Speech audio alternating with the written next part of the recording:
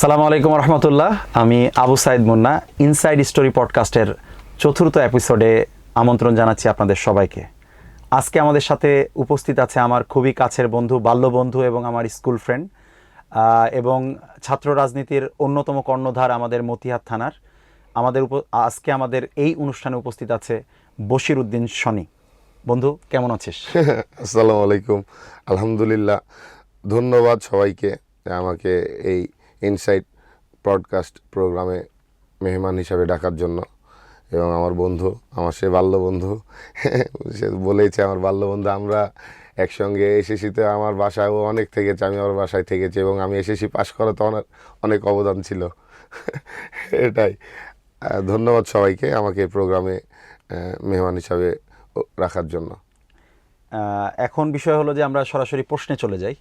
আসলে তুই যে এই যে রাজনীতি করিস, আসলে বিএনপি রাজনীতি, এটা আসলে কোনো কি ঘটনা আছে যে কারণে আসলে তুই এই বিএনপি রাজনীতির সাথে জড়িত হলি? আসলে আমি একটু বিএনপি ফ্যামিলির ছেলে। আমার শ্রদ্ধেয় মামা, বড় মামা আনসার আলী সাবেক কাউন্সিলর, তিনি তিনবারের নির্বাচিত কাউন্সিলর ছিল। ছোটোবেলা থেকে আসলে হাফ প্যান্ট পরা থেকে দেখতাম যে বাসায় নেতারা আনাগোনা করতো। মিজানুর রহমান মিনু চাচা আসতো, তিনি মিছিল মিটিং করতো, তার বাসায় সবসময় লোকজন আসতো, আমাদের বাসায় সবসময় লোকজন আসতো।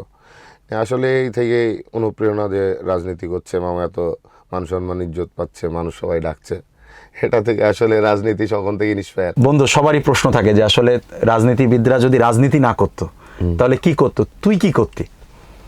আমার মনে হয় হয়তো আমি ক্রিকেট খেলতাম। আমি ক্রিকেটের ভালো ক্রিকেট খেলতাম। রাজশাহী মোটামুটি সব লিগে আমি খেলেছি, ঢাকা সেকেন্ড ডিভিশন খেলেছি।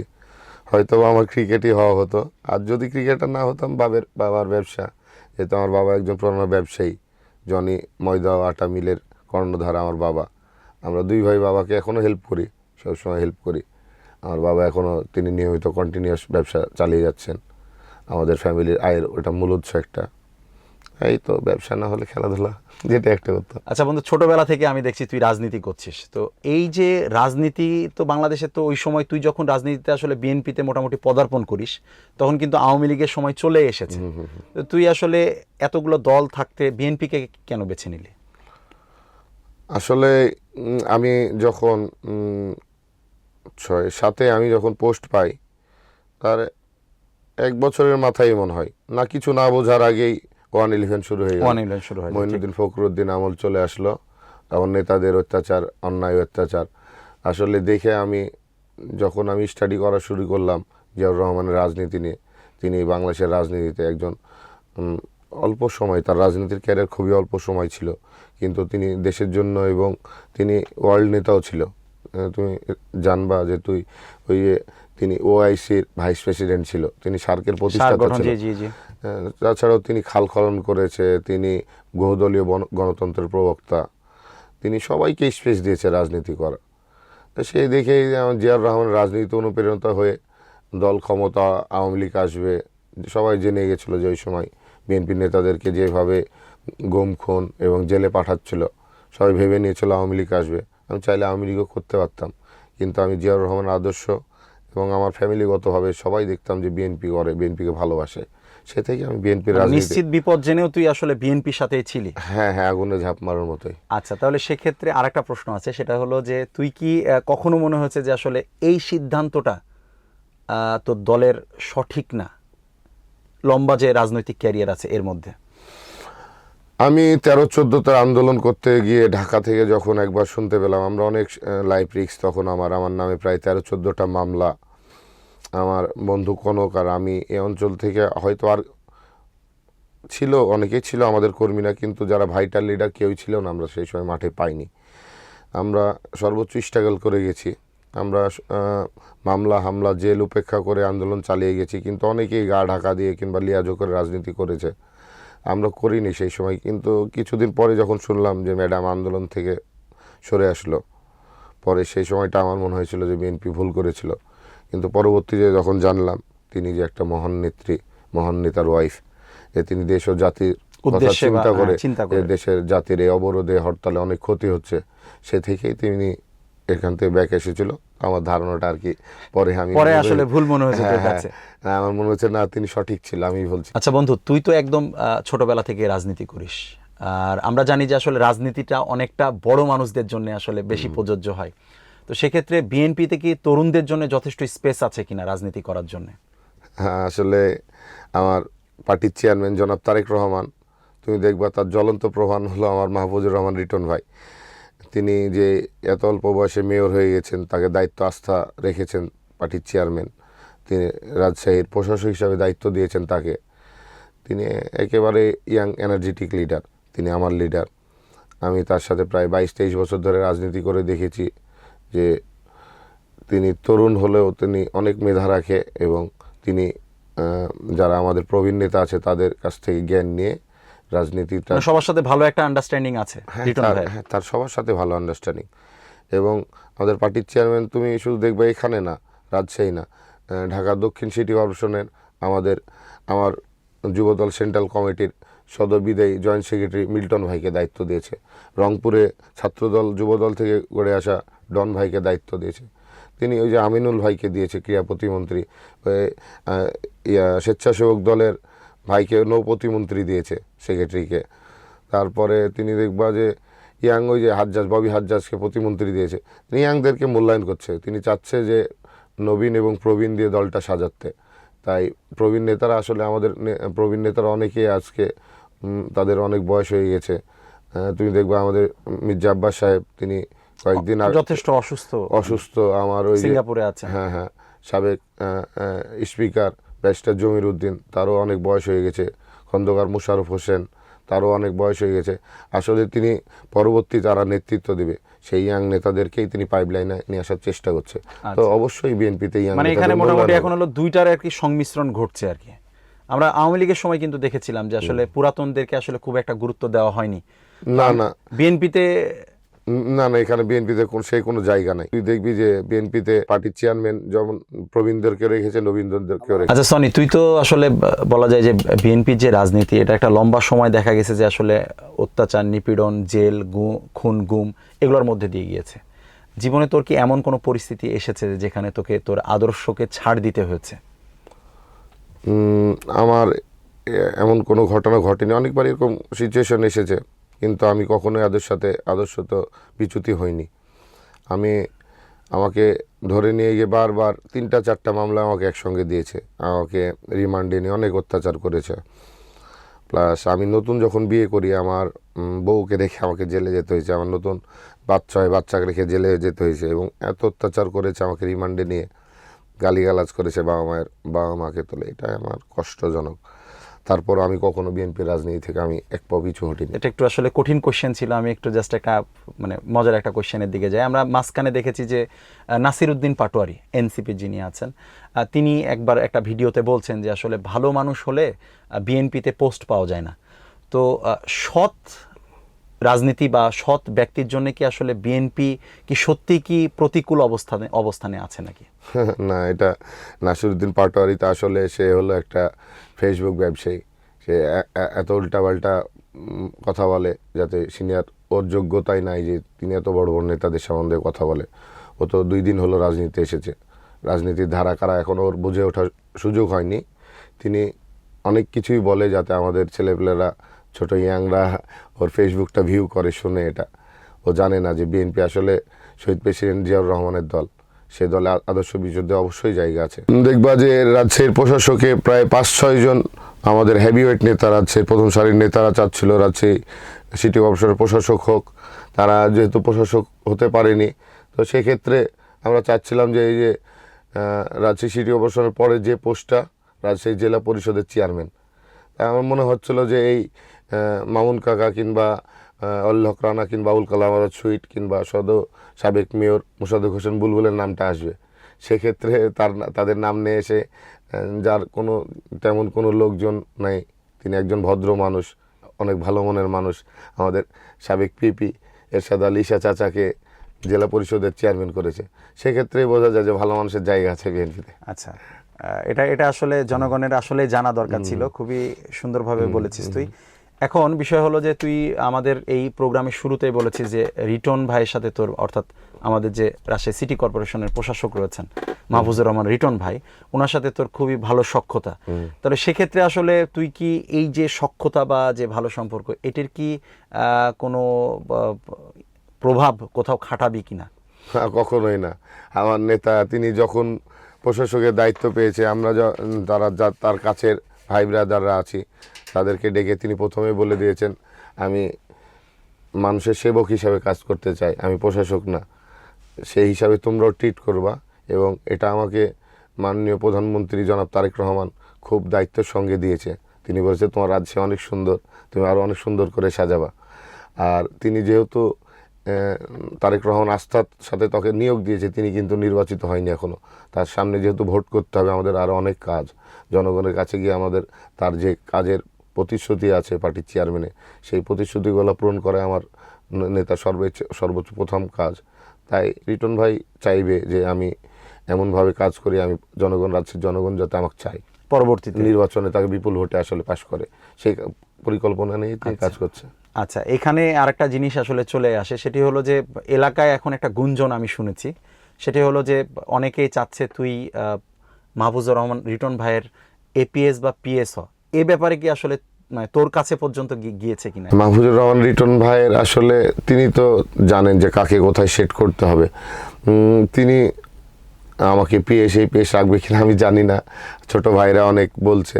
তবে যদি দায়িত্ব পাস তাহলে সেক্ষেত্রে কি তুই নিবিত নাকি এলাকার উন্নয়নের জন্য হলেও? ভাই যদি আমাকে দায়িত্ব দেয় অবশ্যই নিব, কিন্তু তার এগুলো নিয়ে আর আমার মনে হয় না আমার প্রয়োজন আছে। আমরা এমনি তার অল টাইম তার সাথেই থাকি, এবং তার সুখ দুঃখে যেহেতু আমরা 20-22 বছর ধরে একসাথে একটা ফ্যামিলির মতো আছি, তিনি আমাকে ছোট ভাইয়ের মতো আদর করে, আমিও তাকে অনেক আমার বড় ভাইয়ের মতো আমি রেসপেক্ট করি। তোর সাথে আমার একদিন গল্প হয়েছিল যে আসলে ভাই কোনো একটা জায়গায় গুলি খাচ্ছিলেন বা এরকম একটা ঘটনা ঘটছিল, ওই ঘটনাটা যদি একটু আমাদেরকে বলতে। আসলে ভাই নবরূপের সামনে একদিন হয়তো ভাই সেদিন প্রোগ্রাম পরিকল্পনায় ছিল আমাদের নেতাকে অ্যারেস্ট করবে। আমরা ভাই অনেক একটা সেফটি জায়গায় ছিল, তিনি প্রোগ্রামের 3 থেকে 4 মিনিট আগে এসে যখনই প্রোগ্রামটা শুরু করে চারিদিক থেকে পুলিশ বাহিনী মানে আমাদেরকে ঘিরে বসেছিল। তিনি পালাতে গিয়ে একটু পড়ে গেছিলেন, সেখানে তাকে আমি রেখে চলে যেতাম বা অনেকে রেখে চলে গেছে, তাকে আমি অনেক কষ্ট করে ওখান থেকে তুলে মাস্টারপাড়া রাস্তা দিয়ে আল্লাহর রহমতে তাকে আমি এখান থেকে পার করে নিয়ে যাই। আমি তার কখনোই তার পিছে থেকে হটিনি, কিংবা আগামী দিনও যে কোনো প্রতিকূল অবস্থায় আমি ইনশাল্লাহ তার সাথে থাকবো। রিটন ভাইও যেমন তোকে ছায়ার মতন রেখেছে পাশে, তুইও তার কাছে আসলে ছায়ার মতনই ছিলি আর কি সবসময়। ইনশাল্লাহ। আচ্ছা, আরেকটা বিষয় শোনা যাচ্ছে, সেটি আসলে তুই বন্ধু মানুষ, অল্প বয়সের মানুষ, আরেকটা বিষয় শুনছি সেটি হলো যে তুই নাকি নির্বাচন করবি, এটি সত্য কিনা? আর যদি সত্য হয়ে থাকে তাহলে তোর কি নির্দিষ্ট কোনো পরিকল্পনা আছে কিনা? আসলে এগুলো এলাকার গুঞ্জন, মানুষজন বলছে। আসলে একটা রাজনীতিবিদরা চাই যে তার সর্বোচ্চ কাউন্সিলর মেয়র তার ইচ্ছাই থাকে, সব তার এম থাকে এটা। তো জনগণ যদি চাই তো ভবিষ্যতে ভোট করতে পারি, কিন্তু ভোট করে নির্বাচিত হয়ে কাজ করতে এটার কোনো মানে নেই। আমি চাই মতিহারের উন্নয়নে, যেহেতু এখন আমার রাজশাহীর আমাদের পার্টির চেয়ারম্যান জনাব তারেক রহমান মন্ত্রী দিয়েছে, প্রশাসক দিয়েছে, রাজশাহী সিটি কর্পোরেশনের প্রশাসক দিয়েছে, জেলা পরিষদের চেয়ারম্যান দিয়েছে, এদের মাধ্যমে হিউজ পরিমাণ কাজ করার অপরচুনিটি আছে আমার এলাকায়। তুই জানিস যে আমার এলাকায় যে নয়নজলিটা আছে, জাহাজঘাটের বাঁধ থেকে শুরু করে ফুলতলা পর্যন্ত, সেটা যদি আমরা সংস্কার করে উদ্ধার করে সেখানে যদি আমরা এতিমখানা, মাদ্রাসা, একটা লাইব্রেরি, একটা ঝরে পড়া শিশুদের জন্য একটা free school, Zia foreign trust থেকে আমরা যদি টাকাগুলো নিয়ে সেগুলো যদি প্রতিষ্ঠিত করতে পারি, আমার মনে হয় এলাকার সর্বোচ্চ উন্নয়ন হবে। আর আমার এলাকায় ম্যাক্সিমাম মানুষ 28-29 দিন আনে দিন খায়, তারা খুবই গরিব নিডি ফ্যামিলির। আমি চাই তাদেরকে নিয়ে কাজ করতে, কমিশনার হয়ে কাজ করতে হবে আর কোনো মানে নেই। আমি একজন যেহেতু নেতা, আমি প্রায় 22-23 বছর ধরে এই রাজনীতির সাথে জড়িত আছি। আমাকে রুট লেভেল থেকে হাই লেভেল পর্যন্ত আল্লাহর রহমতে সবাই চিনে, 11-12টা মন্ত্রী আমাকে চিনে, বাই নেমেছে। বিশাল বড় একটা পাওয়া ছোট একজন রাজনীতিবিদ হিসেবে আর কি, ছোট অল্প বয়সে। আচ্ছা, 10 বছর পরে আসলে তোকে তো আমি সবসময় বড়ই দেখতে চাই, তো 10 বছর পরে তুই আসলে তোকে কোথায় দেখতে চাস, স্থানীয় রাজনীতি নাকি জাতীয় রাজনীতিতে? আসলে আমার কর্মই বলে দিই আমি কোথায় যাব। তবে সবার তো ইচ্ছা থাকে উপরে ওঠার, আল্লাহ যদি চায় আমিও তো কষ্ট করেছি, রাজনীতি করছি। তুই তো জানিস আমি পড়াশোনা BBA কমপ্লিট করে আমি যদি আজকে চাকরি করতাম, আজকে অনেক বড় জায়গায় যেতাম, কিংবা যদি ক্রিকেট খেলতাম, হ্যাঁ সেই যোগ্যতা তো ছিল, আল্লাহর রহমতে অনেক অপরচুনিটি ছিল, তাহলে তো আমরা তো চাওয়া পাওয়া থাকবেই। মানুষ তো চাই যে ছোট থেকে বড় হতে। আমারও অবশ্যই চিন্তা ভাবনা আছে, যেহেতু আমার নেতা দেখলাম তো তাকে ছোটবেলা থেকে একসাথে তিনি কিভাবে ধাপে ধাপে এগিয়ে গেলেন। তিনি ছাত্র দলের প্রেসিডেন্ট হলেন, সেক্রেটারি হলেন, সেন্ট্রালের দায়িত্ব পালন করলেন, যুব দলের সেভাবে সেক্রেটারি প্রেসিডেন্ট সেন্ট্রালের দায়িত্ব পালন করলেন, পরে এসে বিএনপি সেক্রেটারি হলেন, তাকে আবার একটার পর একটা আসলে পদোন্নতি হচ্ছে না। রাজনীতি আসলে সিঁড়ি, তুমি যখন গেইন করবে একটার পর একটা, যে তোমাকে একটা দায়িত্ব দিবে, তুমি যে দায়িত্বটা তুমি যে অ্যাপ্রোপ্রিয়েট ভাবে পূরণ করতে পারো, অবশ্যই তোমার সিঁড়ি আরো বেগবান বা সামনের দিকে আগিয়ে যাবে। এটাই নিয়ম রাজনীতির। বন্ধু, তুই তো লম্বা সময় আসলে এই রাজশাহীর রাজনীতির সাথে আছিস এবং দেশ ও বিদেশের রাজনীতি দেখছিস। তোর কাছে কি মনে হচ্ছে যে রাজশাহীর যে রাজনীতি রয়েছে, এই রাজনীতিতে কোন বিষয়টা সবচাইতে বেশি পরিবর্তন করা দরকার? আসলে রাজনীতির যে পরিবর্তন, একটা দল ক্ষমতায় থাকে আর একটা দল বিরোধী দল। আমরা বিগত যে রাজনীতি দেখেছি স্বৈরাচার আমলে, বিরোধী দলকে দমন পীড়ন এবং নিষ্পেষিত করে ফেলেছে। তাদের সঙ্গে তো কথা বলা, বসা এক টেবিলে দূরের কথা, তাদেরকে বাসায় থাকতে দেওয়া হয়নি, এলাকায় থাকতে দেওয়া হয়নি, জেলের মাসের পর মাস জেল খেটতে হয়েছে, বছরকার বছর। আমি চাই যে বাইরের দেশে যেমন ডেমোক্রেট লেবারেট পার্টি, তারা যতই যা কিছু করুক, তারা নিজের স্বার্থে এক টেবিলে বসে। পাশের দেশ ইন্ডিয়া, তারা যে কোনো দেশের স্বার্থে সবার আগে এক জায়গায় বসে। এমনকি আমি দেখেছি আমার পার্টির চেয়ারম্যান যে দেশে ছিল, ইংল্যান্ডে, তারা কোনো দুর্নীতিবাজ এমপি, আমাদের সাবেক ফ্যাসিসের ভাগ্নি, তুই জানিস, তাকেও বাদ দিয়েছে। তাই আসলে গণতন্ত্রের মূল প্রবক্তাই হলো সবাইকে মিলেমিশে কাজ করতে হবে। আমি চাই যে তারেক রহমান যে দৃষ্টান্তটা স্থাপন করেছে, তিনি নির্বাচিত হওয়ার পরেই তিনি বিরোধী দলের নেতার বাসায় গেছে, তিনি আলেম ওলামাদের সাথে দেখা করেছে, মামুনুল হকের সাথে দেখা করেছে, হাজ্জাজ বিন ইউসুফের সঙ্গে দেখা করেছে, তিনি আহমদুল্লাহ সঙ্গে দেখা করেছে, তিনি এনসিপির নাহিদের বাসায় গেছে। তো সেই ক্ষেত্রে এটাতে বোঝা যাচ্ছে পার্টির চেয়ারম্যান তিনি সবাইকে নিয়ে কাজ করবে ইনশাল্লাহ। আচ্ছা বন্ধু, দেখা যায় যে রাজনীতি করতে গেলে বা একটা মানুষের ব্যাপারে অনেক ধরনের গুজব বা ভুল তথ্য থাকে। তোর কাছে কি মনে হয় যে তোর ব্যাপারে আসলে সবচেয়ে বড় ভুল ধারণাটা কি মানুষের? মানুষ আসলে ভুল ধারণা, আমরা একটা দলের রাজনীতি করি, আমাদের বিরোধী দল ছিল কিংবা আর একটা সংগঠন আছে, তাদের আমি নাম বলতে যাচ্ছি না, তারা আমাদের নামে সবসময় অপপ্রচার চালায় এবং তারাই সমাজে ভালো হয়ে থাকার চেষ্টা করে। তারাই মনে করে সব কিছু, আর আমরা মনে করে আমাদের ওরা দুধে দেওয়া তুলসী পাতা, আর আমরা খারাপ নর্দমা থেকে উঠে আসছি, যত রকম অপপ্রচার লাগে আমাদের জন্য চালাই। তো আমরা কাজকর্মের প্রমাণ করে দিব যে আমরা কি না কোথায় থেকে এসেছি আর কোথায় যাবো ইনশাল্লাহ। মানে দলীয়ভাবে খারাপ, তাহলে মানে এই ধারণাটা দলীয়ভাবে আমার দলে নাই, কিন্তু আলাদা দল থেকে আসে, মানে তারা প্রচার করে। যেমন একটা ঘটনা ঘটেছিল, সেই ঘটনা 5 তারিখের পরেই আমি শুধু ওখানে যে উপস্থিত হওয়াতেই এটা এমনভাবে ভায়োলেট করেছে যে সম্পূর্ণ ঘটনাটা আমি করাইছিলাম, কিন্তু পরে সবাই দেখলো যে এটা আমি আসলে এর সাথে তোর কোনো ইনভলভমেন্ট নাই, আমি গেছিলাম নেতা, আমি ওখানকার, এই জন্য আমার নাম চলে আসছে। আচ্ছা, এটা হয় ওই যে আগে দেখা যাইতো যে হলো যে অজ্ঞাত মামলায়, হ্যাঁ অজ্ঞাত নাম চলে আসছে। আমি যেমন জেলে থেকে আমি মামলা খেয়েছি, আমি জেলে আছি, রুয়েট ভার্সিটির একটা বোম্বিং হয়েছে, আমি জেলে থেকে মামলা খাচ্ছি, ওই সেম ওই রকমই আর কি। তো এটা তো ছিল আসলে মানুষ কি চিন্তা করে। এখন আসলে তোর কাছে কি মনে হয় যে আসলে তোর জীবনে সবচেয়ে বড় দুর্বলতা কি? বড় দুর্বলতা আসলে আমি ঘুমাতে পছন্দ করি, যদিও 5 তারিখের পরে ঘুম হচ্ছে না আমার, সেই আরামপ্রিয় ঘুমটা ঘুমাতে পারছি না। আমি আমার একটাই ছেলে, বউ বাচ্চার সাথে সময় কাটাতে পছন্দ করি, এখানে দুর্বল আমি, এবং আমি ঘুমকে খুব পছন্দ করি। এটা তাই দুর্বল, অনেকেই বলে ফোন টোন ধরি না, আর কারো ঘুমিয়ে গেলে সাইলেন্ট করে দিই। যেহেতু তুই নির্বাচন করবি, সেক্ষেত্রে আসলে জনগণ তোকে কেন ভোট দিবে, 1, 2 নাম্বার হলো আসলে তোর কি কি পরিকল্পনা আছে তোর ওয়ার্ড সম্পর্কে? নতুন করে তুই একজন প্রার্থী হিসেবে যদি নিজেকে চিন্তা করিস, তাহলে সেক্ষেত্রে আসলে তোর কথাগুলো কেমন হবে জনগণের জন্য? আসলে নির্বাচনের বিষয়টা এটা দল সিদ্ধান্ত নেবে পরে, এবং আমি আগেই বলেছি যে আমি এলাকার জন্য কাজ করতে চাই, এলাকার মান উন্নয়নে, মানুষের মান উন্নয়নের জন্য কাজ করতে চাই।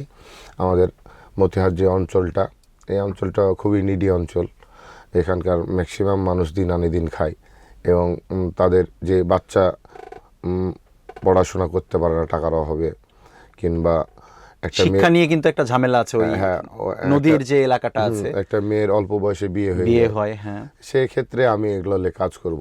আমি এখানে আমাদের হিউজ অপরচুনিটি আছে যে আমাদের মন্ত্রী সাহেব, প্রশাসক সাহেব, জেলা প্রশাসক তাদের সহযোগিতায় এবং আমার পার্টির চেয়ারম্যানের সহযোগিতায় আমার এলাকায় 28 এবং 29 নম্বর ওয়ার্ড, বিশেষ করে মতিহার, এই দুটো ওয়ার্ডকে যে অবহেলিত ওয়ার্ড সেখান থেকে আমি বের করে নিয়ে আসতে চাই। এখানে একটা আমি বিনা ফ্রিতে স্কুল একটা চালু করতে চাই। আমি একটা হাফেজিয়া মাদ্রাসা, তিনখানা প্লাস হাফেজিয়া মাদ্রাসা করতে চাই। আমি একটা সাংস্কৃতিক চর্চা কেন্দ্র তৈরি করতে চাই, যেখানে ছেলেপেলে আসে জিমনেশিয়াম জিম করবে, সাংস্কৃতিক চর্চা করবে, বিভিন্ন ইনস্ট্রুমেন্ট থাকবে, গান করবে। প্লাস এখানে একটা বয়স্ক বৃদ্ধাশ্রম আমার করার ইচ্ছা আছে।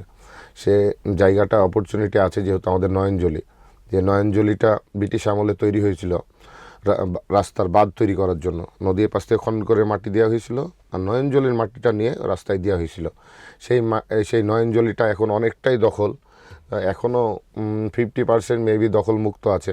সেটা নিয়ে আমি আগে কাজ করব। পর্যায়ক্রমে হয়তোবা জেলা প্রশাসক কিংবা আমাদের কর্পোরেশনের মহোদয়, আমাদের রিটন ভাই, মাহফুজুর রহমান, তাদের যদি সহায়তা পাই এবং ভূমিমন্ত্রী, আসলে গোটা আমি খালটাই উদ্ধার করার ইচ্ছা আছে। কারণ আমার পার্টির চেয়ারম্যান জনাব তারেক রহমান বলেছে নদী, খাল এগুলো উদ্ধার করা হবে।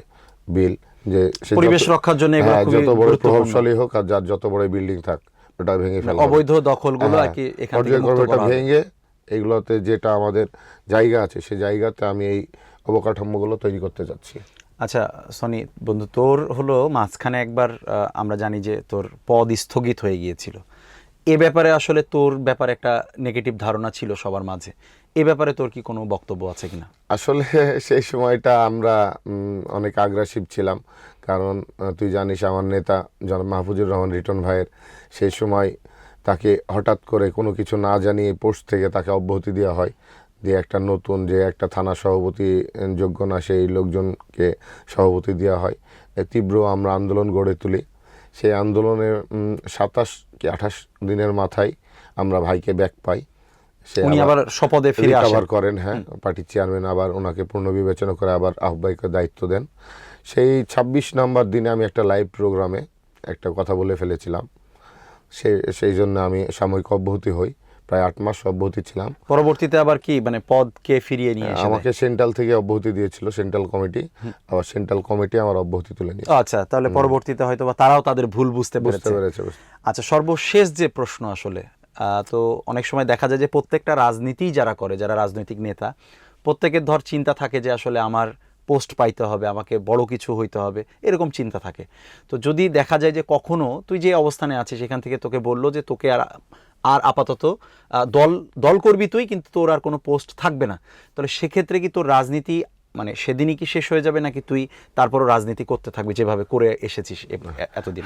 আসলে পোস্ট পদবি এগুলো সবই গড গিফটেড আমি মনে করি, ভাগ্য লাগে ভালো পোস্ট হতে হলে। তা আমি একজন কর্মী হিসাবে নিজেকে পরিচয় দিতে সবচেয়ে বেশি পছন্দ করি। আমি বিগত দিনে 4-5টা পোস্ট হোল্ড করেছি। আমি কখনোই আমার ওই পোস্টগুলো হাইলাইটস করি না। আমি কখনো এটা দেখিও না। হ্যাঁ, আমি সবাই আমাকে চেনে যে আমি একজন বিএনপি নিবেদিত প্রাণত্যাগী কর্মী হিসাবে, সেটা নিয়ে আমি বেঁচে থাকতে চাই। আর আমি একটা কথা বলি, 2013 সালে যখন আমরা প্রতিদিন যে কমান্ডোরা যেমন যুদ্ধের সময় যে কাজটা হয়েছে, নদী পার হয়ে ছোট নৌকা নিয়ে এমনও দিন গেছে আমরা ট্রাউজার সাঁতার দিয়ে পার হয়ে এসেছি, এই পাশে দেয়া পোশাক আশাক পরে এখানে আমরা টায়ার জ্বালিয়েছি, বোম চার্জ করেছি, ককটেল চার্জ করেছি, অবরোধ করেছি, স্বৈরাচার এগুলো ফেসবুকে আমি দেখছি অবশ্য, যখন এগুলো করে আমি আবার চলে গেছি। তখন আমাকে ঢাকা থেকে সেই সময় আমার ছাত্রদলের দপ্তর সম্পাদক পাটোয়ারি ভাই আমাকে ফোন করে যে পার্টির চেয়ারম্যান তোমার সঙ্গে কথা বলবে। আমি তো আশ্চর্য হয়ে গেলাম, দেখে হ্যাঁ আমি তোমার তারেক ভাইয়া বলছি, তোমরা যে আন্দোলনটা করছো তোমরা আন্দোলন চালিয়ে যাও, কোনো যে নেতাই বলুক, কোনো নেতার কথাতে তোমরা আন্দোলন বন্ধ করো না। জনাব তারেক রহমানের সাথে তোর কথা বলার সুযোগ হয়েছে, এবং বিশাল পাওয়া এটা। এবং তিনি বলেছে যে আমার কাছে তোমাদের বায়োডাটা সংরক্ষণ করে রাখা হলো, আমি যদি কোনোদিন আল্লাহ আমাকে ক্ষমতা দেয় বা আমি যদি ভালো কিছু করতে পারি তোমাদের আমি পুনর্বাসন ভবিষ্যতে পুনর্বাসন করব। তিনি নিজে প্রতিশ্রুতি দিয়েছে।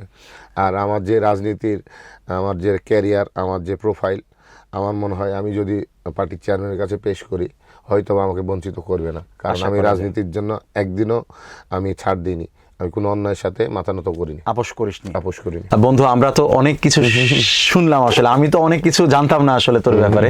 তো আজকে অনেক ভালো লাগলো যে আমার মনে হয় যে এই ইনসাইড স্টোরি পডকাস্টের মাধ্যমে তোর ব্যাপারেও লোকজন অনেকেই অনেক কিছু নিয়ে হয়তো বা ভুল ধারণা থাকতে পারতো, সেগুলো আজকে অনেকটাই পরিষ্কার হয়েছে।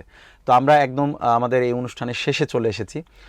তোর এই সব কিছু মিলিয়ে রাজনীতি, রাজশাহী, মতিহার এবং তোর যে দল রয়েছে, সব মিলিয়ে আসলে সর্বশেষ কিছু যদি তুই বলতে চাস, অল্প কথায় আর কি বলবি? ধন্যবাদ তোদেরকেও আসলে এত সুন্দর একটা প্রোগ্রামে আমাকে ডাকার জন্য, আমাকে আমন্ত্রণ জানানোর জন্য।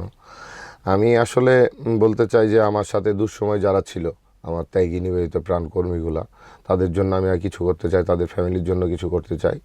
প্লাস আমি বারবারই বলেছি, আমার এলাকার অবহেলিত জনগণ, যারা যেমন ঝরে পড়া শিশু, তারা আসলে অনেকেই আমি দেখেছি, আমার ব্যাচের তুইও দেখেছিস, অনেক মেধাবী ছাত্র, তারা শুধু টাকার অভাবে ভালো জায়গায় কোয়ালিফাইড করতে পারেনি বা এডুকেশন থেকে বঞ্চিত হয়েছে, তাদের জন্য আমি কাজ করতে চাই। এবং বাল্যবিবাহ এটা বন্ধ করে নারী শিক্ষায়নের ব্যবস্থা করব।